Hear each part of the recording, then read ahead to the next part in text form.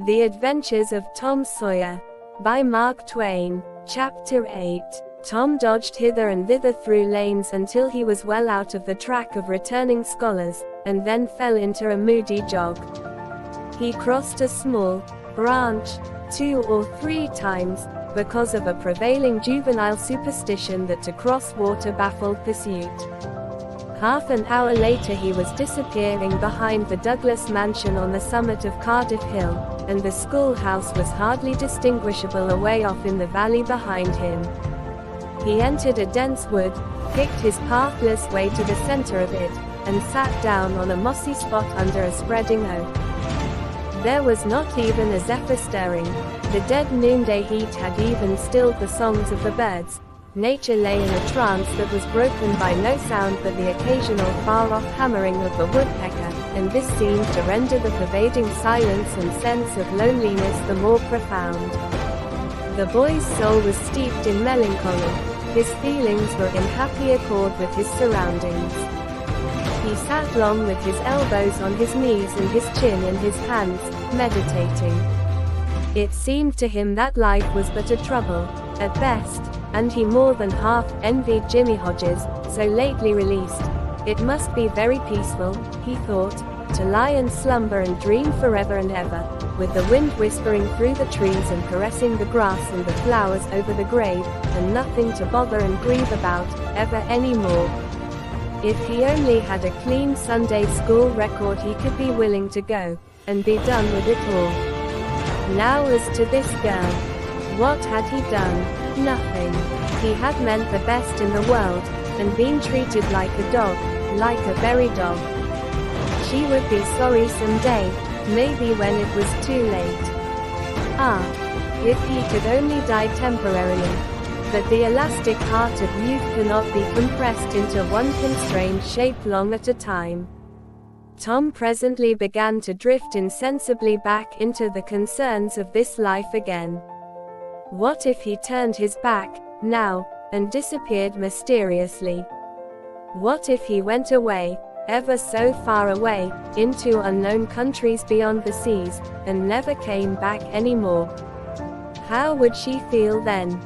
The idea of being a clown recurred to him now, only to fill him with disgust. For frivolity and jokes and spotted tights were an offense, when they intruded themselves upon a spirit that was exalted into the vague august realm of the romantic. No, he would be a soldier, and return after long years, all war-worn and illustrious. No, better still, he would join the Indians, and hunt buffaloes and go on the warpath in the mountain ranges and the trackless great plains of the far west, and away in the future come back a great chief, bristling with feathers, hideous with paint, and prance into Sunday school, some drowsy summer morning, with a blood-curdling war whoop, and sear the eyeballs of all his companions with unappeasable envy. But no, there was something gaudier even than this. He would be a pirate. That was it. Now his future lay plain before him, and glowing with unimaginable splendor. How his name would fill the world, and make people shudder. How gloriously he would go plowing the dancing seas, in his long, low, black-hulled racer, the spirit of the storm, with his grisly flag flying at the fore. And at the zenith of his fame, how he would suddenly appear at the old village and stalk into church, brown and weather-beaten, in his black velvet doublet and trunks, his great jack boots, his crimson sash, his belt bristling with horse pistols, his crime-rusted cutlass at his side, his slouch hat with waving plumes, his black flag unfurled, with the skull and crossbones on it, and hear with swelling ecstasy the whisperings, "It's Tom Sawyer the pirate, the Black Avenger of the Spanish Main." Yes, it was settled. His career was determined. He would run away from home and enter upon it. He would start the very next morning. Therefore he must now begin to get ready. He would collect his resources together. He went to a rotten log near at hand and began to dig under one end of it with his Barlow knife. He soon struck wood that sounded hollow. He put his hand there and uttered this incantation impressively.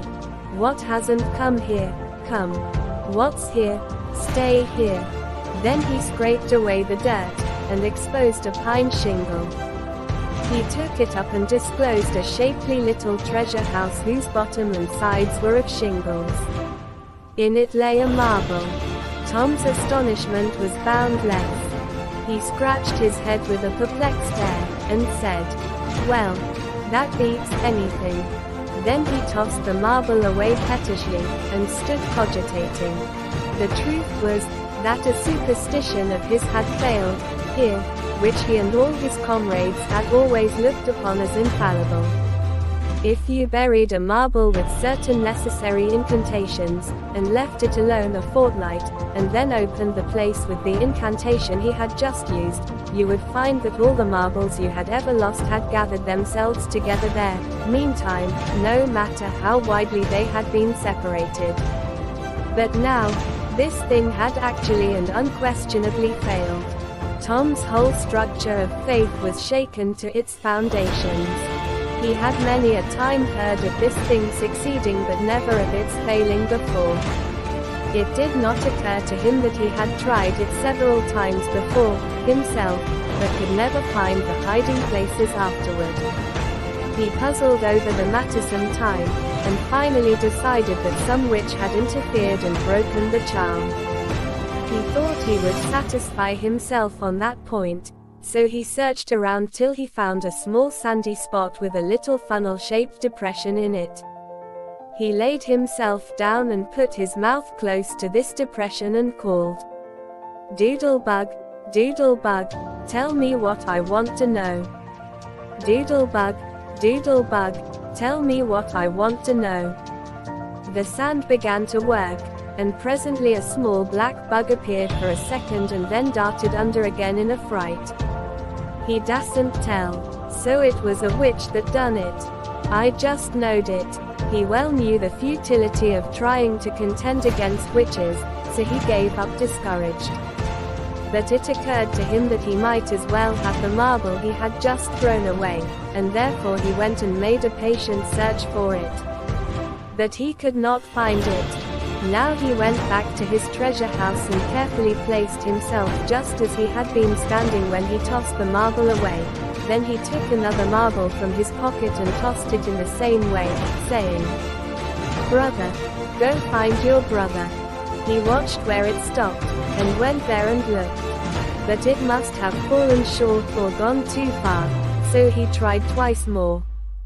The last repetition was successful. The two marbles lay within a foot of each other. Just here the blast of a toy tin trumpet came faintly down the green aisles of the forest.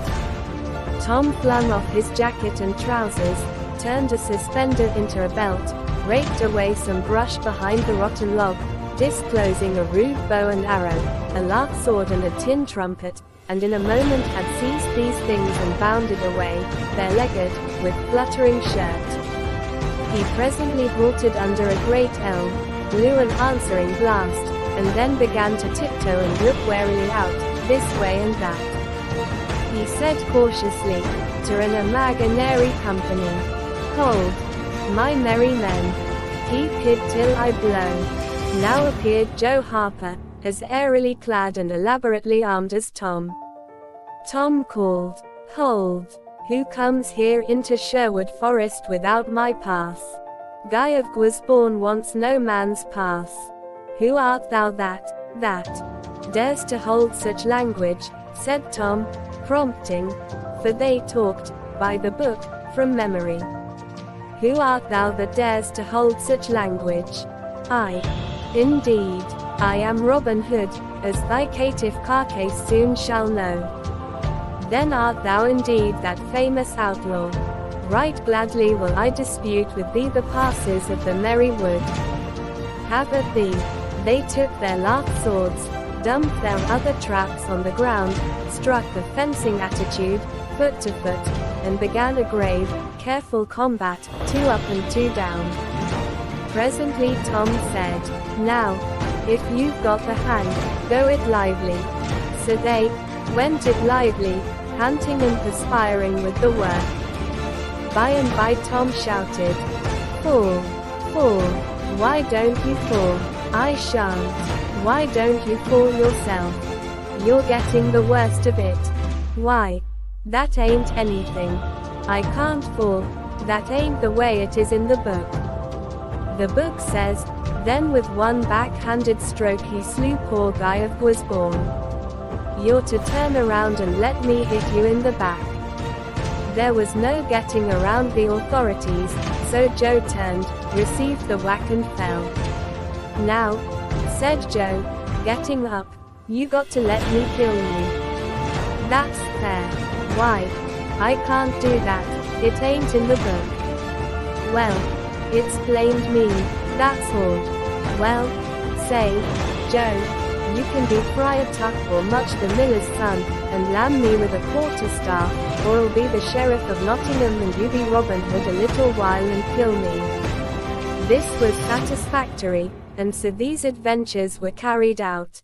Then Tom became Robin Hood again, and was allowed by the treacherous nun to bleed his strength away through his neglected wound. And at last Joe, representing a whole tribe of weeping outlaws, dragged him sadly forth, gave his bow into his feeble hands, and Tom said, where this arrow falls, there bury poor Robin Hood under the greenwood tree.